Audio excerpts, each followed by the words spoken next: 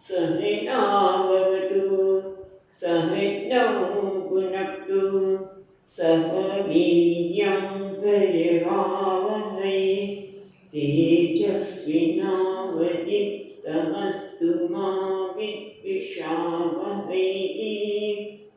ॐ शान्ति शान्ति शान्तिः।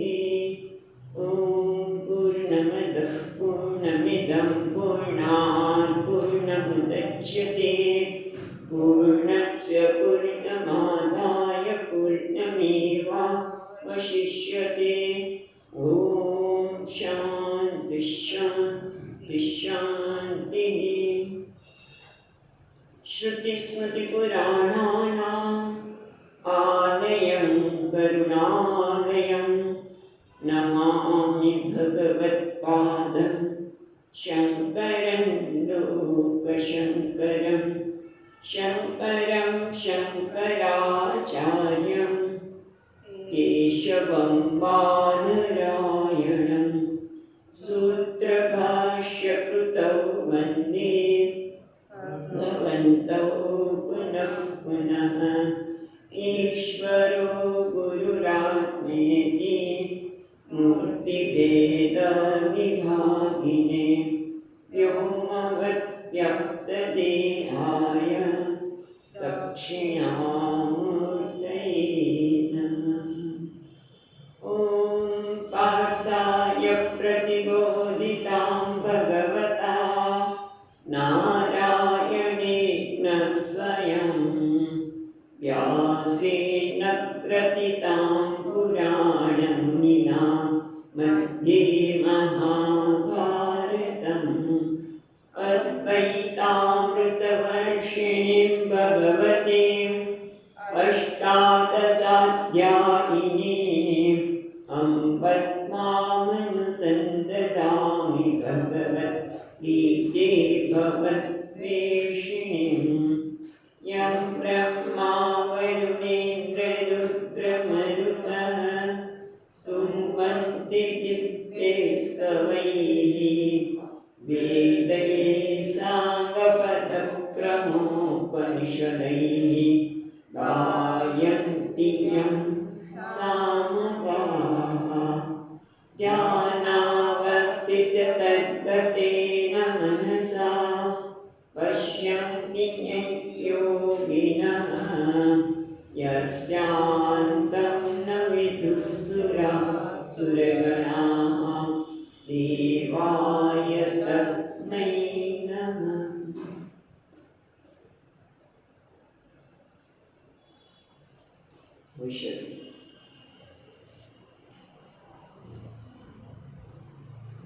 તો અત્યારે આપણે 18મા અધ્યાયમાં એટલે કે 18મો અધ્યાય છે મોક્ષ સંન્યાસ યોગ।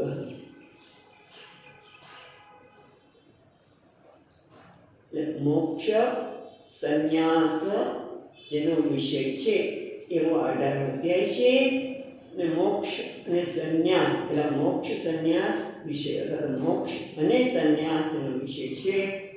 અત્યારે આપણે જોયું હતું મોક્ષરૂપી સંન્યાસ સંન્યાસરૂપી મોક્ષ એવો જેનો વિષય છે અને એના પ્રારંભ જ અર્જુનના પ્રશ્નથી થાય છે કે સંન્યાસ અને ત્યાગ બંને જુદા છે, જો જુદા હોય તેના તત્વને બંનેને અલગથી જાણવા માગું છું। પણ ભગવાન આપણે જોઈએ છીએ એ પ્રમાણે ભગવાન ત્યાગ ઉપર મહત્વનું ત્યાગ એટલે એની વ્યાખ્યા પણ હમણાં આવે છે। શ્લોક તમને કહીશું ત્યારે 11મા શ્લોકમાં જ ત્યાગની વ્યાખ્યા કરે છે। પણ ભગવાન કહે છે ત્યાગ એ છોડી દેવું, પણ અમુક વસ્તુ છે છોડવાની આવશ્યકતા જ નથી જીવનમાં અને એ છે યજ્ઞ દાન અને તપ। એ મનુષ્ય ક્યારેય છોડવા જોઈએ નહીં, કારણ કે તમને પાવન કરવાવાળા છે, પવિત્ર કરવાવાળા છે, માટેનો ત્યાગ ક્યારેય કરવો જોઈએ નહીં। પણ જે ત્યાગમાં જેવું હોય તો કર્મફળની આસક્તિનો ત્યાગ છે। અને ત્યાં વિસ્તારથી બતાવ્યું કે જે વ્યક્તિ કર્મનો મોહથી ત્યાગ કરે છે તામસ છે, તો પીડા થશે માટે ત્યાગ કરી દો તો એ રાજસ ત્યાગ છે, ખરેખર ત્યાગ કરવો જ હોય તો શેનો ત્યાગ કરવો? સંગમ ત્યક્ત્વા ફલમ ચૈવ તત્ સત્યાગ સાત્વિકો મનઃ. જો ત્યાગ જ કરવો હોય તો આસક્તિનો ત્યાગ કરો, કર્મમાં રહેલી આસક્તિનો ત્યાગ કરો અને કર્મફળનો એ જ ખરા અર્થમાં ત્યાગ છે. અને જે વ્યક્તિ આ ત્યાગ કરી શકે કયો હોય કે પછી એના માટે એવું નથી કે પ્રતિકૂળ કર્મ છે એ માટે દ્વેષ થાય કે અનુકૂળ છે માટે આસક્ત થાય, અને એવી જ વ્યક્તિ ખરેખર મેધાવી અને સંશય રહિત સત્વબુદ્ધિયુક્ત બને છે. અને એટલા માટે ત્યાગની વ્યાખ્યા 11મા શ્લોકમાં કરશું કે નહીં દેહવૃતામ શક્યમ ત્યક્તુમ કર્માણિ અશેષતઃ. કોઈ વ્યક્તિ કર્મનો ત્યાગ સંપૂર્ણ કરી શકે નહીં, અશેષતઃ, કારણ કે જ્યાં સુધી આ દેહ ધારણ કર્યું છે ત્યાં સુધી દેહધારી વ્યક્તિ એટલે કે દેહમાં અહંભાવ છે ત્યાં સુધી. દેહધારી તો બધાય છે, જ્ઞાની પણ છે, પણ જેને દેહમાં અહંભાવ ધારણ કરેલો છે, અહંકાર છે, અજ્ઞાન છે, એને માટે બધા જ કર્મનો ત્યાગ કરવો શક્ય નથી. પરંતુ યસ્તુ કર્મ ફલ ત્યાગી સત્યાગિત્ય વિધીયતે. જે કર્મનો ત્યાગ કરે છે એને ત્યાગ આવે છે. ત્યાગની વ્યાખ્યા 11મા શ્લોકમાં આપી દીધી. અને એનું કર્મફળ જે દેહધારી છે, અજ્ઞાની છે, એના માટે છે. અને એ કર્મના આધારે એ જુદાદા શરીરને ધારણ કરે છે. એટલે સંન્યાસી એટલે જ્ઞાની, સંન્યાસી એટલે જ્ઞાની, એને કોઈ ત્યાગ કરવાનું રહેતું જ નથી. અને એને કોઈ નવા કર્મ પ્રમાણે નવા શરીર પણ ધારણ કરવાના રહેતા નથી. અને બહુ સુંદર રીતે આ કર્મો ક્યાં થઈ રહ્યા છે બહુ યાદ રાખવા જેવો છે. 13મો અને 14મો શ્લોક કે વારંવાર આપણને આ યાદ કર્યું તમને યાદ આવે કે ખરેખર કર્મ માટે કોણ જવાબદાર છે? કર્મ કોણ કર્યું છે? કર્મ માટે જવાબદાર એટલે કર્મ કોણ કરી રહ્યું છે? તો જો જોતા આપણે ફરી એકવાર વારંવાર વર્તન એટલે કરીએ છીએ કે જેથી આપણામાં દ્રઢતા આવે. તમે તો આવ્યા છો એટલામાં શ્લોકમાં શા માટે લો છો? યાદ કરી છે.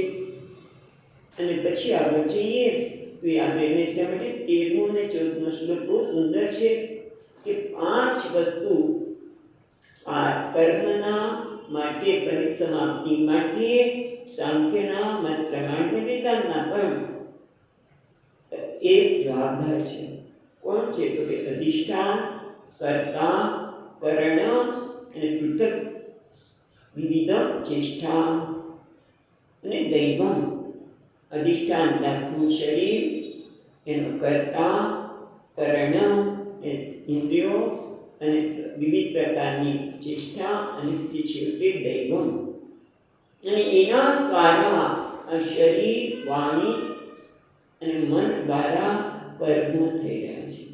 અને છતાં વ્યક્તિ પોતાની કર્મનો કર્તા માને છે તો એ કેવો છે? દુર્મતિ છે, એ અવિવેકી છે, દુર્મતિ છે કે જેને ખબર નથી કે કર્મ થઈ રહ્યા છે ઇન્દ્રિયાર્થે સ્વર્તનથી. આગળના શ્લોક અધ્યાયમાં કહી દીધું છે ભગવાને.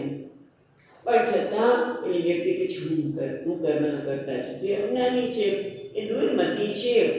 અને પણ જેને જ્ઞાન થઈ જાય છે કે કર્મ તો 5 કર્મ માટે જવાબદાર 5 છે, હું કર્મનો કરતા નથી, મારી સન્નિધિમાં કર્મ થઈ રહ્યા છે, અને એના કારણે એ ક્યારે પોતે કર્મનો કરતા, હું કર્મનો કરતા છે બધું આવવાનું. સંસાર ત્યાં શરૂ થાય જ્યારે હું કરતા જાણ મારી જાતે માનું છું બધા સંસાર શરૂ થાય. શું થાય? મેં આ કર્મ કર્યું પણ મેં આ કર્મ કર્યું પણ પેલી વ્યક્તિએ એનો મારો સ્વીકાર ન કર્યો, મારી સાથે અવ્યવહાર કર્યો, મોઢું ચડાવી દીધું, આમ કર્યું, અપમાન થયું મારું. એટલે કાં તો અપમાન લાગે અથવા તો ક્યારેક આપણે ગુસ્સે થઈ જાય. અપમાન એટલે ગુસ્સે થયા મારી અથવા તો ગુસ્સે નથી અંદર આવું થયા કરે રે મારી સાથે એને આવો વ્યવહાર કર્યો અને આપણે પછી અપરાધની લાગણી પણ અકર્તા છે ત્યાં સંસાર કર્તૃત્વ છે ત્યાં સંસાર છે. કયું? આ તો અપરાધની લાગણી, આ તો અપમાનની લાગણી. આમાંથી માણસ બહાર આવી શકતો નથી. પણ યસ્ય નાહં કૃતો ભાવો બુદ્ધિર્યસ્ય ન લિપ્યતે હત્વાપી સીમાન લોકાન ન હંતે ન નિબધ્યતે. પણ આ જ્ઞાન જો થઈ જાય કે કર્મ ક્યાં થઈ રહ્યા છે અને હું કોણ છું, તો પછી એ કર્મ તો શરીર દ્વારા થવાના જ છે, પણ એનાથી લેપાયમાન થતો નથી. ઉચ્ચ વાત કરી હતી. પાછા ભગવાન બધું આ ઉપસંહાર ગ્રંથ છે, 18મો અધ્યાય. એટલે ઉપસંહારમાં બધી વાતો છે. આગળ બધી જ વાત થઈ ગયેલી છે. અને હવે પછી કર્મના માટે કોણ જવાબદાર છે? એના માટે જ્ઞાન, કર્મ અને કર્તા જેના પ્રેરક છે એના વિશે વિસ્તારથી વાત આપણે શ્લોક જોતા જઈએ.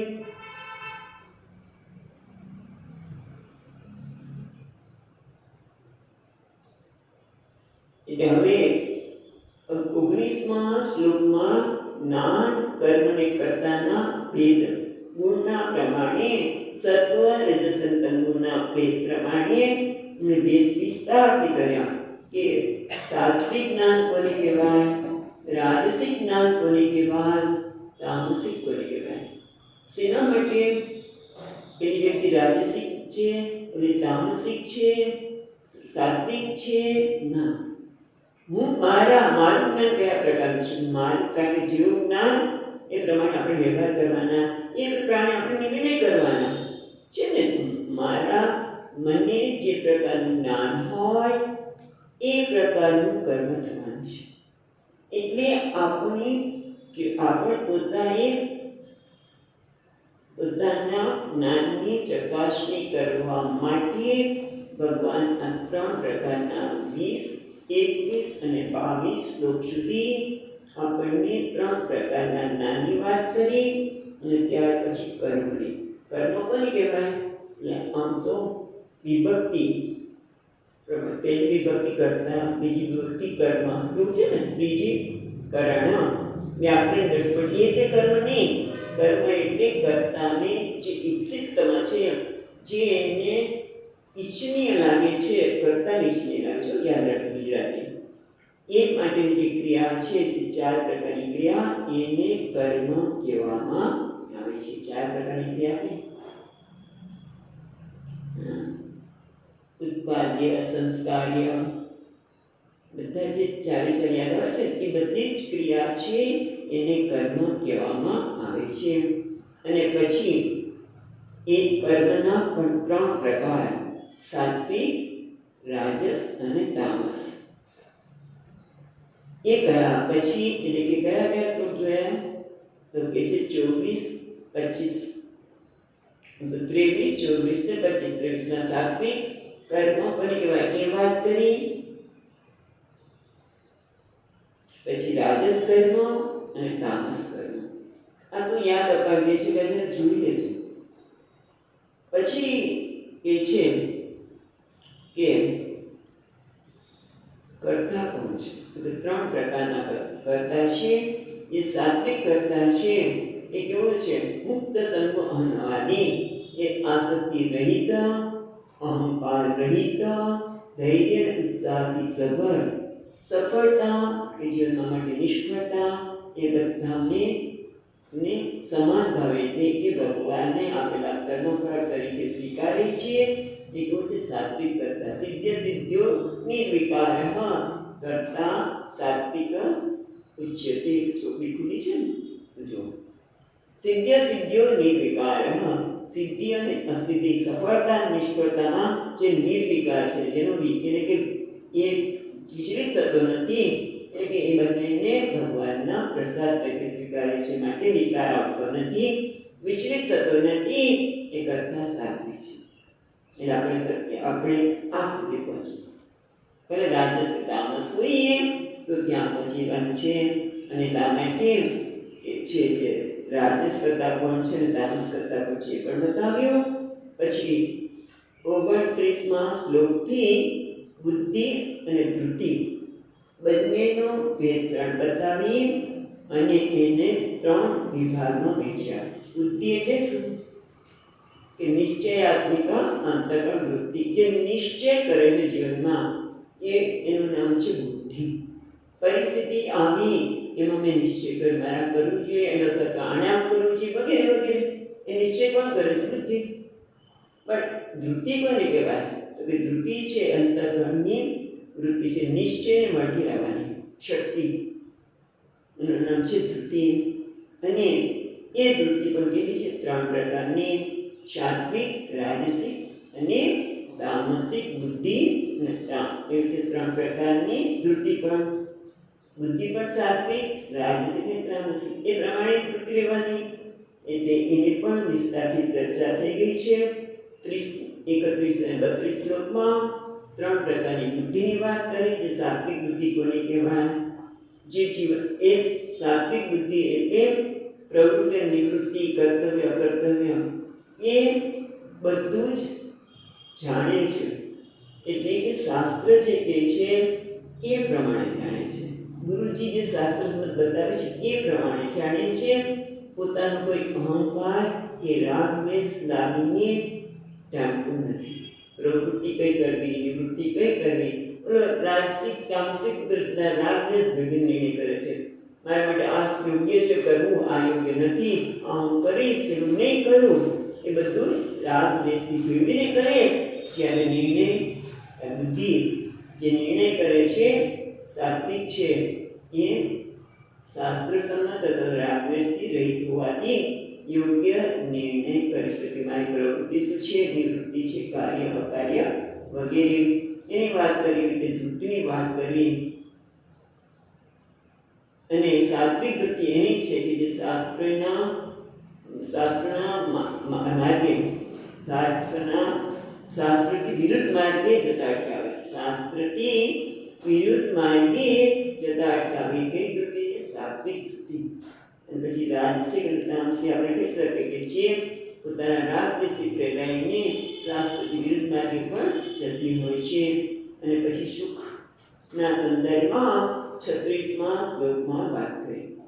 3 પ્રકારના સુખ. સુખ કોને કહેવાય? તો કે અભ્યાસાદ રમતે યત્ર દુઃખાંતમ ચ નિગચ્છતિ. વારંવાર જે વસ્તુનો કે વ્યક્તિના સંપર્કથી મને સુખ મળતું હોય અને દુઃખ દૂર થાય, આવો અર્થ થાય છે. એ 3 પ્રકારના છે. પણ એમાં સાત્વિક સુખ છે એ બહુ મહત્વ છે. સાત્વિક સુખ યત્તદગ્રે વિષમેવ. એટલે શાસ્ત્ર કહે છે એ પ્રકારે જ્યારે કર્મ કરીએ અને સુખ પ્રાપ્ત થાય. શરૂઆતમાં એ કરવામાં મુશ્કેલ છે, માટે વિષમેવ, પણ પરિણામે અમૃતોપમ. આપણે યાદ રાખવા જેવું છે કે 3 પ્રકારના સુખ છે. એમાં સાત્વિક સુખ કેવું છે કે જેમ કે સત્સંગમાં છું, નિર્ણય તો થયો, પણ વિષમેવ પણ બની શકે, કારણ કે ઘણા બધા આકર્ષણ છે. સત્સંગમાં પહોંચતા પણ વચ્ચે કેટલા આકર્ષણ હોય, આપણે ત્યાં અટકી જઈ શકીએ છીએ. ઘરેથી નીકળે ત્યાં આકર્ષણ શું? મહેમાન આવ્યા, પતિ નીકળતા અટકી ગયા. એટલે વિષમેવ લાગે. બધું છોડીને પેલા લોકોને પણ સમજાવીને, મહેમાનોને પણ સમજાવીને કે જે રીતે કરીને આવું હોય તો વિષમેવ થવાનું, પણ પરિણામે અમૃતોપમમ. અને એ જ રીતે રાજસ અને તામસ સુખની પણ વાત કરી. અને પછી એ પણ યાદ અપાયું હતું 40મા શ્લોકમાં કે ન તદસ્તિ પૃથ્વ્યામ વા દિવિ દેવેષુ વા પુનઃ સત્તમ પ્રકૃતિ જે ઉત્તમ એ ભી સ્યાત ત્રિભિ ગુણૈઃ. આ 3 પ્રકારના ગુણની જે વાત કરી એ આ પૃથ્વી પર હોય અથવા તો સ્વર્ગમાં દેવોમાં પણ હોય કે કોઈ પણ પ્રાણી હોય, આ પ્રકૃતિ જન્ય 3 ગુણથી કોઈ મુક્ત નથી. અને એ પછી ભગવાને આ 3 ગુણને આધારે કે 3 ગુણના પ્રાધાન્યને આધારે વ્યક્તિના વર્ણનની વાત કરી. જેમ આગળ ચોથા અધ્યાયમાં શું કીધું હતું? ચાતુર્વર્ણ્ય મયા સૃષ્ટમ ગુણ કર્મ વિભાગસઃ. બરાબર છે? ચોથો અધ્યાય. તો એ રીતે ભગવાને જે ચાર પ્રકારના વર્ણની વાત કરી. એટલે વર્ણ એટલે રંગ, રંગેલા સત્વ રજસ્તમો ગુણના પ્રાધાન્યને આધારે. જેમાં સાત્વિક ગુણ પ્રાધાન્ય છે એ બ્રાહ્મણ, રજોગુણનું પ્રાધાન્ય પછી તરત જ સત્વ, રજોગુણ પછી તરત સત્વ છે એ ક્ષત્રિય છે. એટલે આપણે એની પણ વિસ્તારથી વાત કરી કે એ લોકોના વ્યવહાર ઉપરથી આપણે ખબર પડી જાય કે સત્વ કોણ, બ્રાહ્મણ, ક્ષત્રિય, વૈશ્ય અને શૂદ્ર. ત્રણેય આ ચાર વર્ણની વ્યવસ્થા કરી. પણ એમાં કોઈ મહાન છે નથી કીધું કે બ્રાહ્મણ મહાન કે ક્ષત્રિય મહાન, બધાની આવશ્યકતા છે. બે સમાજમાં આ ચાર વર્ણની આવશ્યકતા છે. પણ પછી લોકોએ પોતાના કંઈક પ્રયોજન માટે, પોતાને કંઈક મેળવવા માટે કોઈને મહાન બતાવ્યા, કોઈને ઉત્તરતા બતાવ્યા, કોઈને અચ્યુત બતાવ્યા. પણ ચાર એટલા જ મહત્વના છે. શરીરની અંદર મસ્તકનો પણ આવશ્યકતા છે, હાથની પણ આવશ્યકતા છે, પગની, પેટની, બધાની આવશ્યકતા છે.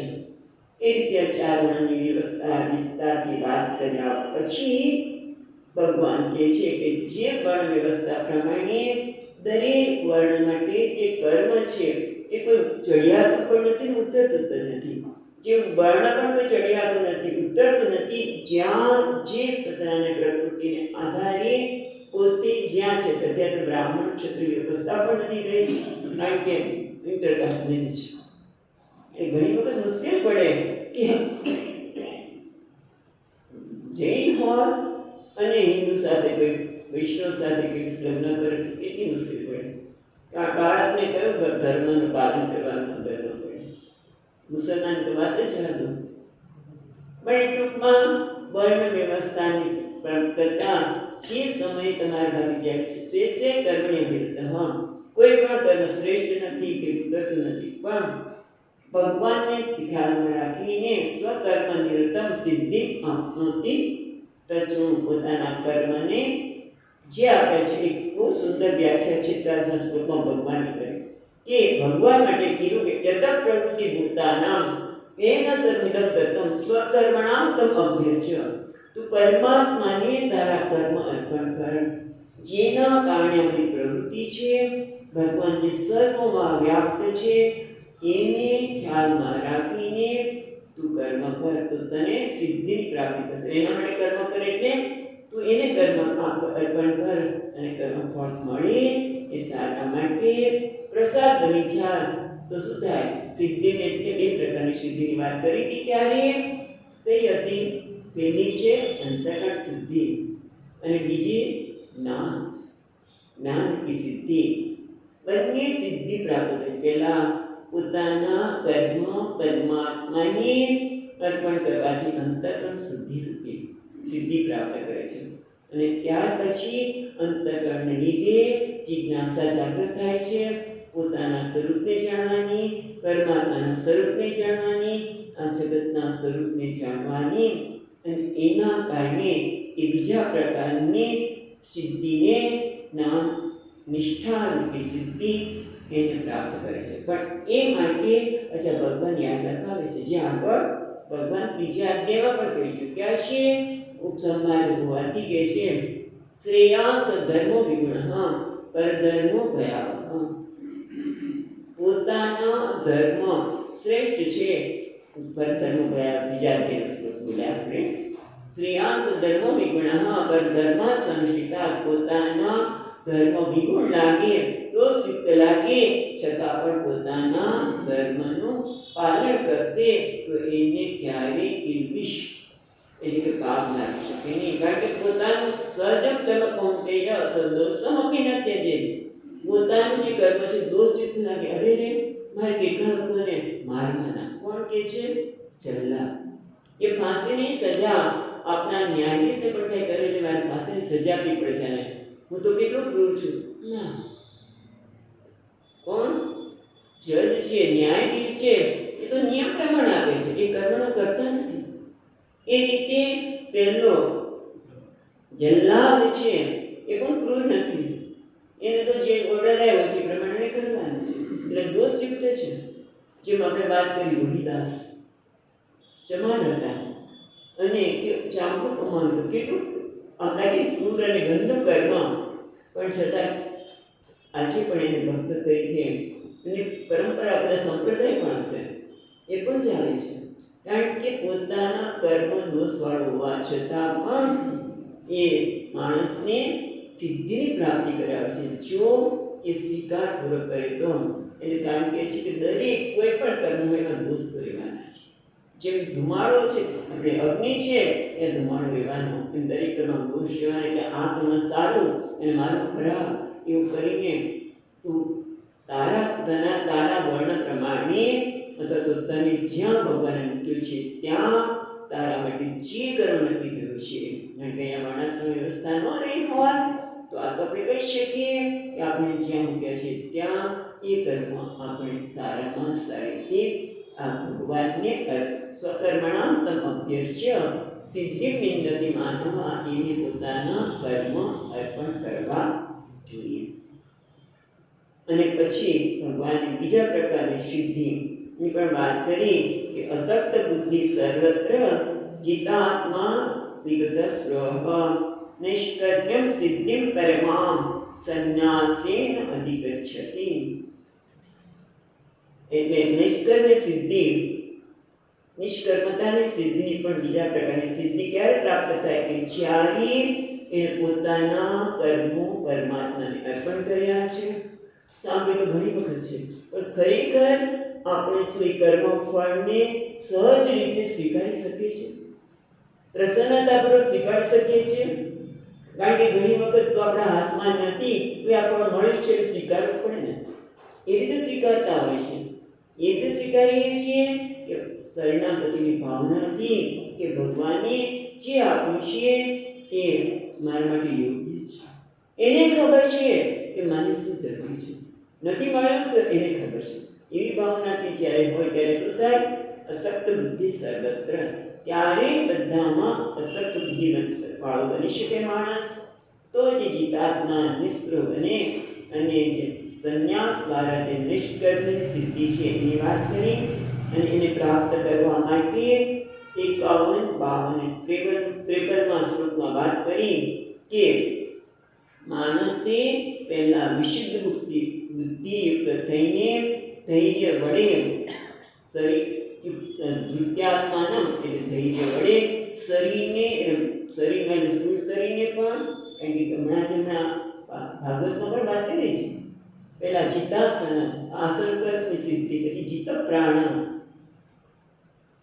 ધ્યાનની વાત કરતા પહેલા ભાગવતને યાદ આવે છે. હવે ધ્યાનની વાત પહેલા ચિત્તાસન, જેને આસન પર જીત પ્રાપ્ત કરે છે અને શરીરને ધૈર્યથી, જેને યુક્તથી ધૈર્યથી એને જીતા લીધું છે. સ્થૂળ શરીરને સૂક્ષ્મ શરીર પણ આવી ગયું.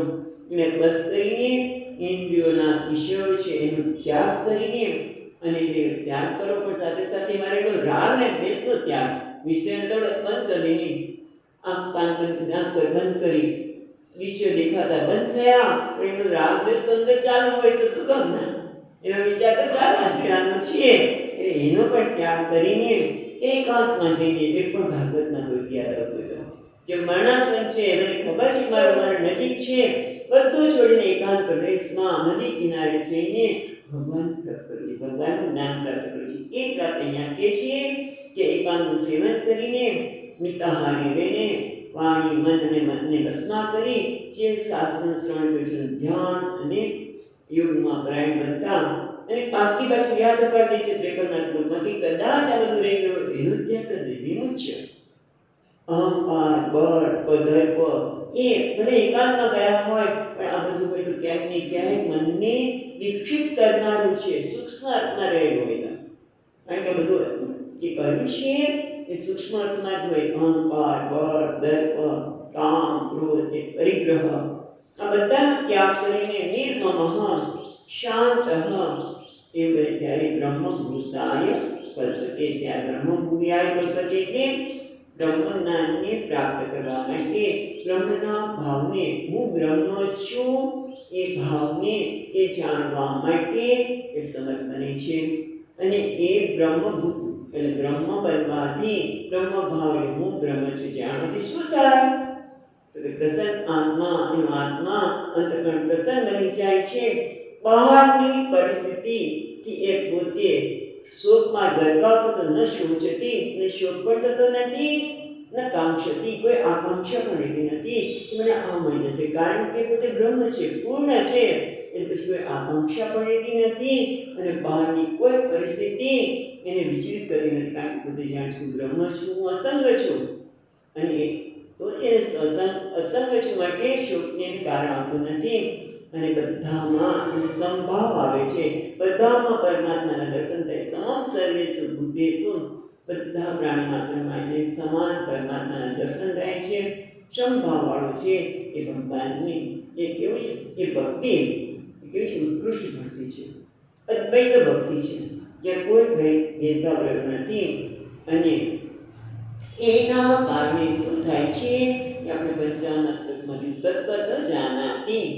તત્વત એટલે હું જે અને જેવો છું. તત્વત એટલે હું જે, ભગવાન હું જે અને જેવો છું તેવો મને યથાર્થ રૂપે જાણે છે. ત્યારે પોતે પણ પછી ઓલાનો હું એટલે જે જાણનાર છે એનો હું તો રહેતો જ નથી, એટલે પોતે પણ એ બની જાય છે. અને એટલા માટે ભગવાન પાછળ યાદ અપાવે છે કે ભગવાન આ તો બહુ મોટી વાત કરી, એ પરમ ભક્તિ તેમાં તાકાત જ નથી, અમને તો કર્મ કરવામાં હજી રસ છે. તો કે કંઈ વાંધો નહીં, પણ શું કરે? અચ્છા, 56મા શ્લોકમાં ફરી એક વાર કહે છે. 56મા શ્લોકમાં કહે છે, સર્વ કર્માણિ સદા કુર્વાણઃ મદ્વ્યપાશ્રય. બસ ભલે તું કર્મ બધા કરે પણ મારે મદ્વ્યપાશ્રય, તું મારે આશ્રય થા, મારો આશ્રય લે, મને શરણાગત થા. તો એના કારણે તને મત પ્રસાદાત, મારી કૃપાથી શાશ્વત અવ્યય પદની પ્રાપ્તિ થશે. તું એટલું તો કરી શકીશ ને, બાકીનું કામ ભગવાન હું કરીશ. તું એક ડગલો ચાલીશ તો 2 ડગલા સામેથી ચાલીને આવીશ ભગવાન કે, પણ એક ડગલું ચાલતો ખરા પ્રભુ. ભગવાન કેટલા ઉદ્ધાર છે, કેટલી આપણા માટે એને કૃપા છે, કેટલી કરુણા છે કે તું એક ડગલું ચાલ, બાકીનું કામ હું કરીશ. તો એટલું તો ખરું. અને એટલા માટે ભગવાન 57મા શ્લોકમાં કહ્યું કે ચેતસા સર્વકર્માણિ મયि સંન્યસ્ય મત્પરઃ મત બુદ્ધિયોગ ઉપાસિત્ય મચ્ચિત્ત સત્તમ ભવ. મહત્વનું છે મચ્ચિત્ત. એના માટે સર્વકર્માણિ ચેતસા એટલે વિવેક બુદ્ધિ દ્વારા મનથી બધા કર્મો તું મને સમર્પિત કર. આપણે ભગવાનને સમર્પિત ક્યારે કરીએ? જ્યારે ભગવાન મને સમર્પિત કરવા લાગે કે ના હું એને સમર્પિત કરીશ તો હું કંઈ ગુમાવવાનું નથી, તો જ આપણે આપીએ ને ભગવાનને. કોઈને અર્પણ ક્યારે કરીએ? જેમ રામાયણ આપણે સુંદરકાંડ વાંચીએ છીએ ત્યારે પણ ખબર પડે છે કે ભગવાન કેટલા ઉદાર છે. પહેલી ઉદાર તો શરૂઆતમાં એ દેખાય કે હનુમાનજી મહારાજને પોતે જ ભીટી આપે છે, અને છતાં જ્યારે સીતાજીને શોધ કરીને આવે છે ત્યારે બધો શ્રેય કોને આપે છે? હનુમાનજી મહારાજને. કેમ? હું તારો ઋણ ક્યારે ચૂકીશ? તે મારા પર કેટલો મોટો ઉપકાર કર્યો છે. મહારાજ તમે બધું કરનારા છો અને છતાં અમાનીનો માનના. અને આટલો વિશાળ રાવણનું રાજ્ય એક ક્ષણમાં જ પોતાને આપી દે છે વિભીષણને, શરણાગત થયેલાને. અને સુગ્રીવ માટે શું નથી કર્યું? આવા પરમાત્મા ને વિચાર કરે ત્યારે જ એને આપણે સમર્પિત થઈ શકીએ. અને એ બુદ્ધિયોગો ઉપાસિત્ય મચ્ચિત્ત સતમ ભવ. તારું ચિત્ત, આખું વ્યક્તિત્વ, બુદ્ધિ, ચિત્ત અને કર્મ બધું ત્યારે તું મને સમર્પિત કરી દઈશ. પછી 58મા શ્લોકમાં કે છે જ્યારે આપણે વાંચીશું 58મો શ્લોક. મચ્ચિત્ત સર્વદુરિકાણિ મત્પ્રસાદાત્ તરિષ્યસि અત ચેત્ત્વમહંકારાत् શોષ્યસि વિનક્ષ્યસि ન શોષ્યસि વિનક્ષ્યસि. એટલે ભગવાન કહે છે કે મચ્ચિત્ત સર્વ, તું મારામાં ચિત્ત પૂરું કે નિરંતર તું મારે મય બની જા. આપણે જે જોયું તો એ મચ્ચિત્ત એ સંપૂર્ણ શરણાગત બન્યા. પોતાની જાતને મચ્ચિત્તે પોતાની જાતને સંપૂર્ણ સમર્પિત કરી દે. ભગવાન જે કાંઈ કરે છે, જે થશે એ બધું જ બરાબર છે. કોઈના પર મચ્ચિત્તે કહેશો, કોઈના પર પણ દોષારોપણ ન કરો કે આના લીધે આવું થયું, આના લીધે પોતાના પર પણ દોષારોપણ કર્યા વગર પ્રસન્નતાપૂર્વક મચ્ચિત્તે ભગવાનને સમર્પિતતા. ભગવાન જે કરે છે ગમતું હોય તો પણ, ન ગમતું હોય તો પણ. આપણને કદાચ ન ગમતું લાગે, પણ એ ભક્તને વિશ્વાસ છે કે ભગવાન મને નથી ગમતું, મને ઈચ્છતો હતો મને આ મળે, ન મળ્યું મને હરી છે, જે હરી કરશે તેનું મને એ સંપૂર્ણ શરણાગતિ. જેમ બલિરાજાએ ભગવાને ભગવાન એમને ખબર નથી ભગવાન આવ્યા છે, પણ બધામાં ભગવાન રહ્યો છે અને બ્રાહ્મણ બટુરૂપે આવ્યા છે. પછી તને ખ્યાલ આવી ગયો કે જ્યારે એક પગલું માપી દે કે ભગવાન સિવાય કોઈ હોય નહીં, એ એક પગલામાંથી પૃથ્વીને માપી શકે, બીજામાં સ્વર્ગને માપી દીધું તો ત્રીજું પણ આપી દેવા તૈયાર છે. સમર્પિત સંપૂર્ણ. તો શું મળ્યું એને? ભગવાન કોઈ તારો બનાવી દઈશ. એની પાતાળ લોકમાં એના મસ્તક પર પગ મૂકો, પાતાળમાં પહોંચી ગયો તો પણ ત્યાં પણ એટલી સમૃદ્ધિ પણ આપી, એના દરવાન થકી રહ્યા. જે લક્ષ્મીજીએ છોડાવવા માટે ભાઈને રાખડી બાંધી, પણ ભગવાનજી બધું આપીશ તને, પણ તું એક વખત મત ચિત્તું ભવ, તું મારી શરણે આવ. મય સન્યસે મત કરહમ મત ચિત્ત સર્વ દુર્ગાણી મત પ્રસાદા દર્શતી. તું મારને સમર્પિત થઈશ તો સર્વ દુર્ગાણી, જે દુર્ગાણી એટલે જેને તરવું મુશ્કેલ છે, શંકરાચાર્ય સંસાર હેતુ જાતાની, જે સંસારનું કારણ છે એ મોટું દુર્ગ છે, જે મને સતત સંસારમાં અટવાયા કરાવે છે. પરતંત્રતા, અસહાયતા, દુઃખની, શોકની લાગણી જે જન્માવે છે એમ સંસાર, અને એમાં જ માણસ અટવાયેલો છે. એ દુસ્તરાણી, એ દુર્ગાણી. મચ્ચિત્તા સર્વ દુર્ગાણી, બધા એ દુર્ગ છે, પ્રતિબંધો છે, જે શોકને, પરતંત્રતાને, અસહાયતાને મારા મનમાં જન્માવે છે, એ બધા જ મારી કૃપાથી એ અર્જુન ઉતરી જઈશ. પણ પાછા યાદ કરાવે છે કે આટલું તું સમજાવ્યા પછી પણ જો તારામાં કંઈક આવું રહી ગયું હોય, અત્વમ અહંકારાત ન શ્રોષ્યસી. કદાચ અહંકારના કારણે હું તને બધું કહું છું તે તું સાંભળે નહીં. એ સાંભળે એટલે શું? કાનમાં તો પડે જ, બધાના કાનમાં જતું હોય, પણ એ પ્રમાણે તું તારું આચરણ કરીશ નહીં તો શું થશે? વિનક્ષસી, તો તારો નાશ થશે. એટલે ત્યાં આપણે જોયું હતું એ પ્રમાણે અને ભગવાન ભાષ્યકાર કહે છે કે અતચેતમ અહંકાર એટલે અહંકારના કારણે તું એમ કે હું તો પંડિત છું, હું તો બધું જાણું છું, મારો જીવનનો નિર્ણય મારી જાતે કરવા સક્ષમ છું. જો એવું માનતો હોય તો તું એ ખોટું માની રહ્યો છે.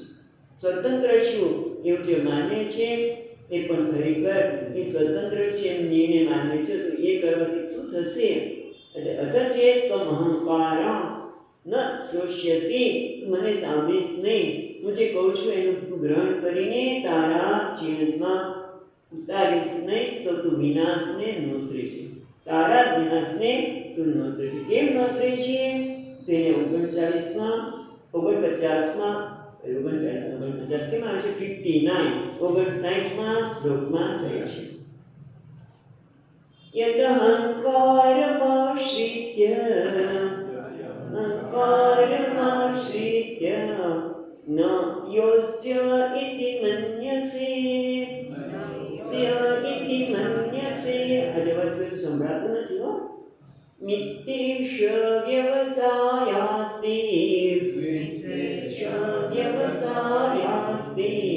પ્રકૃતિસ્ત્વાં નિયોક્ષ્યતિ. અને પછી યદહંકારમ આશ્રિત્ય ન યોજ્ય ઇતિ મન્યસે, તું માને છે કે સ્વતંત્ર છું, હું નિર્ણય કરવામાં સ્વતંત્ર છું એમ માનીને યદહંકારમ આશ્રિત્ય, અહંકારનો આશ્રય લઈને ન યોજ્ય, હું લડીશ નહીં, ઇતિ મન્યસે, કદાચ નહીં હોય. આમ તો ભગવાને બધું 17 અધ્યાય સુધીમાં અર્જુનને બરોબર જ્ઞાન આપે છે, પણ ક્યાંક રહી ગયો હોય તો ભગવાન કહે છે એવું હોય તો કહે છે ન યોસ છે, હું નહીં લડું, હજી તારા મનમાંથી હું નહીં લડું, એ પ્રકારની જો કંઈક ભાવના રહી ગઈ હોય તો ભગવાન કહે છે મિથ્યા એશ વ્યવસાયાસ્તે, તારો આ નિર્ણય છે એ મિથ્યા છે, ખોટું છે. કારણ કે તે જે નિર્ણય લીધો છે કેના આધારે લીધો છે? અર્જુન કહે છે લડવા માંગતો નથી. કેમ લડવા માંગતો નથી? કારણ કે માને છે કે આ ધર્મ આ છે એ ક્રૂર કર્મ છે, સ્વજનોને મારવા એ ક્રૂર કર્મ છે. કેટલું સ્વજનને કેમ મારી શકાય? જે પૂજા અર્હ આ વિશ્વ પિતામહ ગુરુ દ્રોણ એ તો પૂજાને યોગ્ય છે. હવે એની સાથે મારે બાણ ફેંકવાના, એ કેવી રીતે કર્મ કરી શકું? એટલે અર્જુન પોતાની ઉપાધિ માને છે કે હું એટલે આ, એટલા માટે કે છું પરમિત છું, સ્વતંત્ર છું, હું નિર્ણય કરી શકું છું. કારણ કે જે પૂજાને યોગ્ય છે એની માટે હું કેમ કરું? આ તો કોઈ સ્વજનોને મારવા તો અધર્મ છે. ખરેખર તો શું છે? સ્વજનોને મારવા બરોબર છે, પણ સ્વજન ને મારી શકાય નહીં. પણ તું જે દાણ છોડવાનું છે ઘરમાં નથી છોડવાનું. હા, ઘરમાં તો સ્વજન સાથે વ્યવહાર કરે તો તારો અધર્મ છે, બરાબર? સ્વજનો જે ઘરમાં હોય, વડીલો જે ઘરમાં છે એની સાથે તું દ્રોણાચાર્ય સાથે વ્યવહાર કરી કે ભીષ્મ પિતામહ કે કોઈની સાથે તે અધર્મ છે. મારા દ્રોણ મેદાનમાં છે અને તારી ક્ષત્રિય તરીકે ક્ષત્રિયનો સ્વભાવ જ છે, એટલે કે પ્રકૃતિ પામ્યો છે. ક્ષત્રિય પ્રકૃતિ શું છે? આગળ કીધી, હમણાં જ આપણે જોયું કે ક્ષત્રિય પ્રકૃતિ શું છે? કયા શ્લોકમાં કીધું છે? ચલો એ તો તમે કહી શકશો ને? છે હમણાં જ આપણે જોઈશું 42મા શ્લોકમાં કે શૌચમ, શૌર્ય, આ બધું જ શૌર્ય, તેજ. 43મા શ્લોકમાં કીધું ક્ષત્રિયનો સ્વભાવ કેવો છે? જે શૌર્ય વાળો છે, જે અન્યાયને સહન કરી શકે જ નહીં. એક અધર્મને સહન કરી શકે નહીં. ક્ષત્રિયનું શૌર્ય એ અધર્મને સહન ન કરી શકે, અન્યાયને સહન ન કરી શકે. અને આપણે બધા તો અન્યાયને સહન કરતા જ રહે. સ્વામી મહારાજ કેમ અહીંયા ભગવાન કરશે, ભગવાન અવતાર લેશે, બધું એ કરશે. અન્યાય હોય, અધર્મ થતો હોય, બધા જુદા જોઈએ. એક ત્યાં પશ્ચિમમાં બહુ જુદા ક્ષત્રિય બધા ભેગા હોય, ગમે તે બધા ભેગા થાય. આપણે ભેગા થાય તો શું? બીજાને ફાટ્યો ખીચવાનું. એક નક્કી કરે કે આમ વ્યક્તિ બરોબર નથી, એટલે બીજા બધા ભેગા થઈને ટાંટ્યો ખેંચો, પણ અધર્મ સામે ભેગા નથી કરતા, અન્યાય સામે નહીં. બસ ભેગા થયા વિરોધ કરો.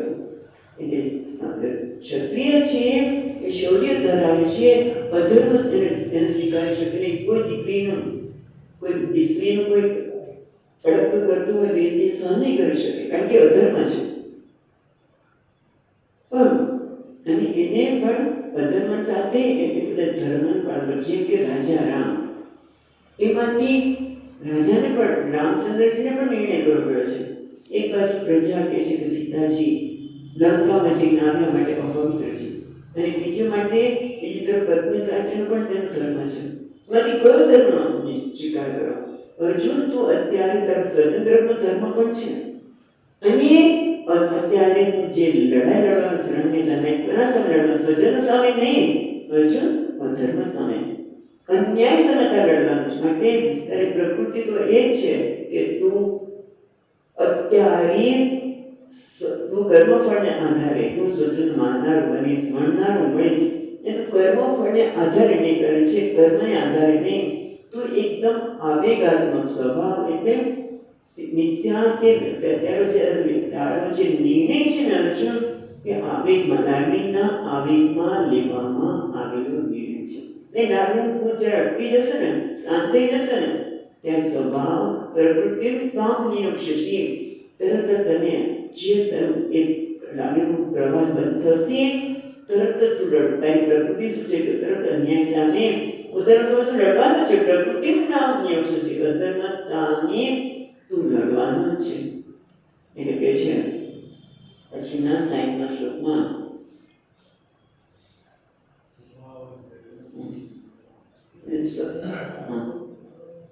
ભગવાન કહે છે કે તારો વ્યવસાય મિથ્યા એટલા માટે છે કે મેં તને આગળ સમજાવ્યું છે કે આગળ બીજી સિદ્ધિઓ સમભૂતમાં સનત્તમ યોગ્ય છે. સફળતા અને નિષ્ફળતા એ બંનેમાં સમાન રહે એનું નામ છે સમત્વ. એટલે સમત્વ એટલે ધર્મ. પણ તું તો અત્યારે નિષ્ફળતા મળશે એમ માનીને જે નિર્ણય છે તારો મિથ્યા છે. માટે ભગવાન 60માં શ્લોક માંગે છે સ્વભાવજેન કૌંતેય સ્વભાવજેન કૌંતેય નિબદ્ધસ્વેન કર્મણા કર્તું નેચ્છસि યન્મોહાत् કરિષ્યત્ય અવસોऽપि તત. ભગવાન કહે છે સ્વભાવ જેન કૌંતેય નિબદ્ધસ્વેન કર્મણા. બધા જ લોકો પોતાના સ્વભાવથી જોડાયેલા છે. કોઈ સ્વતંત્ર નથી. નિર્ણય મોટા ભાગના લોકો સ્વતંત્ર નથી. પોતાના નિર્ણયો રાગ અને દ્વેષથી બંધાઈને જ કરતા હોય છે. એટલા માટે કહે છે કે મનુષ્યમાં આ બધી વાત આપણે એમ લાગે છે અર્જુનને કહે છે ના, મનુષ્ય માત્રને કહે છે ભગવાન કે મનુષ્ય માત્ર કોઈ પણ નિર્ણય જ્યારે રાગ દ્વેષથી લે, સ્વભાવ લાગણીથી લે, આવેગથી લે, ત્યારે એ લાંબો સમય ટકવાનો નથી. આ બહુ મહત્વની વસ્તુ છે. એ આપણને આ શ્લોક આપણને અર્જુને કહે છે કે તું આમ કરશે, આમ કરશે, તું આમ કરશે, આમ નહીં થાય વગેરે. પણ બધા માટે છે કે અર્જુને કહે છે મિથ્યેષા વ્યવસાયાસ્તે. અર્જુન વ્યવસાય નિર્ણય મિથ્યા છે કારણ કે તે આ નિર્ણય રાગ દ્વેષના પ્રભાવમાં લીધેલો છે. એ રીતે મનુષ્ય માત્ર જે નિર્ણય રાગ દ્વેષના પ્રભાવમાં લઈને લે છે કેવો છે મિથ્યા. એ ખોટો જ છે. કેમ? કારણ કે રાગ દ્વેષ તો બદલાવાના છે આપણા. જે નિર્ણય તો પછી ના બરોબર નથી, આમ કરવું જોઈએ, પછી આમ કરવું જોઈએ. એનાથી શું થાય? માણસ વિકસિત થવાનો છે. અને એટલા માટે કહે છે કે તે લાંબો ટકવાનો નથી. કારણ કે પ્રકૃતિ જે સ્વભાવ છે એ તને જોડવાની જ છે. એટલે અહીંયા પણ કહે છે સ્વભાવ જેન કૌંતેય નિબદ્ધસ્વેન કર્મણા કર્તું નેચ્છસि યત મોહાत् કરિષ્યસि અવસોऽપि તત. જે મોહના કારણે તું કરવા માંગતો. શું મોહ છે અર્જુનનો? કે અમારા સ્વજનો છે, મારી એમની સમય કેમ બહાર બોલવા? એ તો પૂજાને યોગ્ય છે. આપણે વાત કરી કે પૂજાને યોગ્ય કે છે રાજમહેલમાં. પણ જ્યારે રણ મેદાનમાં આવ્યા ત્યારે શું દ્રોણાચાર્ય કે ભીષ્મ પિતામહ એને મારવાના નથી? તાકાત બાણ માર્યા છે, એને મારવાના છે. એટલે મોહના કારણે આ કૌરવ મારા ભાઈઓ છે, અત્યારે કેવા છે? તારા શત્રુ છે. શત્રુને મારવા અધર્મીય, શત્રુ કરતા અધર્મી છે. અને અધર્મીને મારવા એમ રાજાનો, ક્ષત્રિયોનો શું કહેવાય?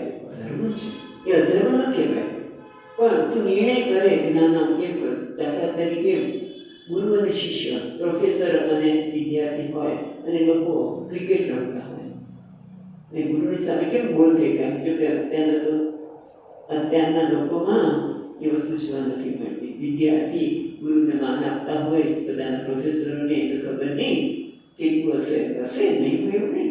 ઘણા બાળકો એવા હશે કે જે પોતાના ગુરુને માન આપતા હશે. આપણે તો માન આપીએ જ કે એમની સામે કેમ બોલાય, કેમ થાય? તો હવે એમાં ગુરુજીની સાથે જ્યારે ક્રિકેટ રમવામાં આવે તો હું બોલી નાખી શકું ને આમ કઈ રીતે કરું?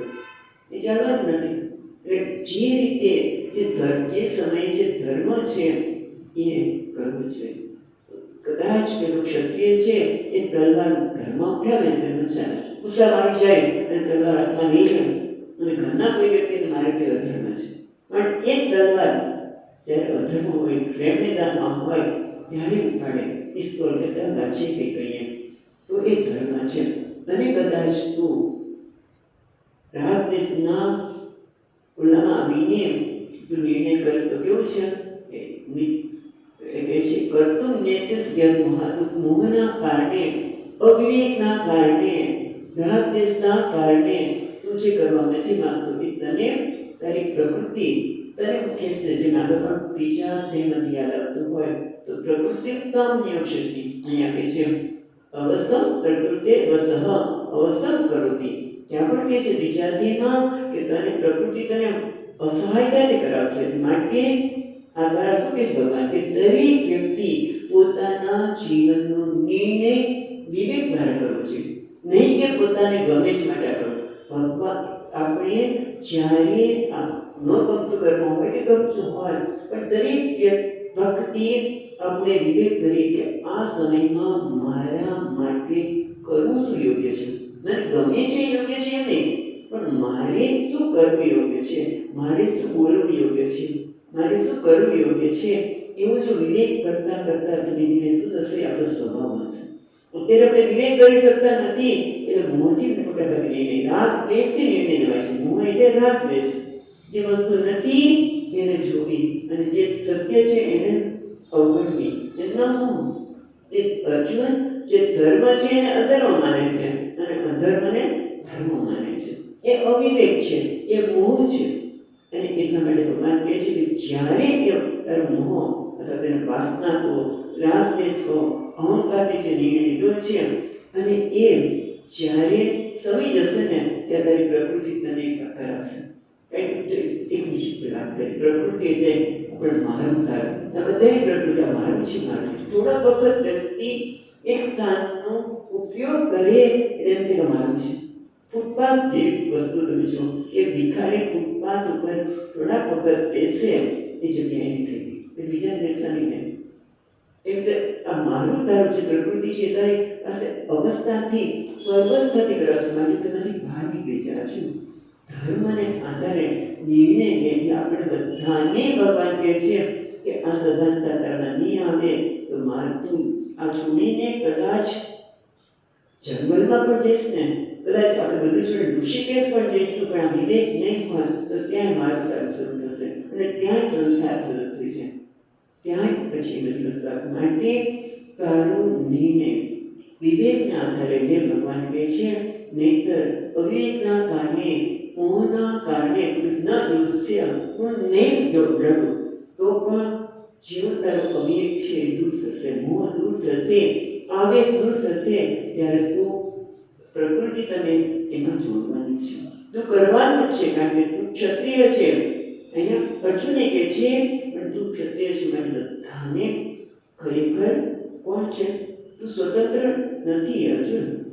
પછીના શ્લોકમાં કહેવાના છે પણ અર્જુન તું અત્યારે નિર્ણય તારા મોહમાંથી લે છે એ યોગ્ય નથી. માટે વિવેકપૂર્વક તું નિર્ણય લે. અને પછી આગળ કહે છે કારણ કે તું કેવો છે પરવશ છે, પ્રકૃતિને વશ નથી. એટલું જ નહીં પણ ખરેખર તો પ્રકૃતિને વશ નહીં, એનાથી આગળ જોઈએ તો આપણે બધા પરતંત્ર છીએ. તું એ માને કે છે સ્વતંત્ર છે, તારી સ્વતંત્રતા કેવી છે, બહુ જ ઓછી છે. એ પણ ભગવાન આપણે બતાવે છે. 61મા શ્લોકમાં કહે છે ઈશ્વર સર્વભૂતાનાં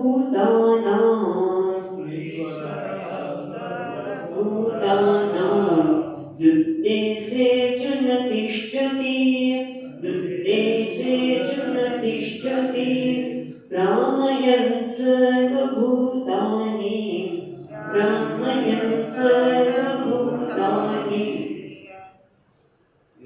યંત્રરૂઢાનિ માયયા, યંત્રરૂઢાનિ માયયા. બસ ભગવાન એ જ કહે છે કે ઈશ્વર સર્વભૂતાનાં યુદ્ધેષુ તિષ્ઠતિ. અર્જુન અર્થ આવડતી જોયું તો તું કેવો છે, અર્જુન છે.